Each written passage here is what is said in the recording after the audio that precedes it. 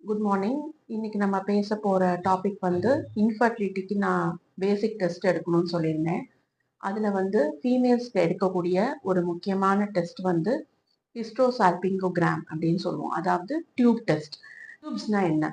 இப்போ இது வந்து யூட்ரஸ். இந்த யூட்ரஸ்ல ரெண்டு சைட்லயும் ஒரு சின்ன ஸ்ட்ரா சைஸுக்கு ஃபெலோப்பியன் டியூப்ஸ்ன்னு சொல்லுவோம்.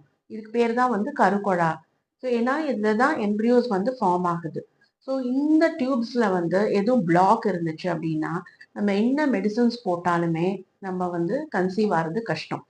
இது பேர் வந்து டியூபல் பிளாக் அப்படின்னு சொல்லுவோம். ஸோ இது எப்படி நம்ம கண்டுபிடிக்கிறது? ஒன்று வந்து நம்ம எக்ஸ்ரே மூலயமா செய்யலாம். அதில் வந்து இந்த டியூப்ஸில் வந்து நல்லா ஃப்ரீயாக அந்த டை பாஸ் ஆச்சு அப்படின்னா டியூப்ஸ் ஆர் பேட்டன்ட் அப்படின்னு சொல்லுவோம். அதாவது டியூப்ஸ் நல்லா இருக்குன்னு சொல்லுவோம். அது ஒரு முறை. இன்னொன்று வந்து ஸ்கேன்லேயே பண்ணலாம். ஸோ நீங்கள் பேசிக் டெஸ்டா இது எல்லாருமே எடுத்துக்கணும்.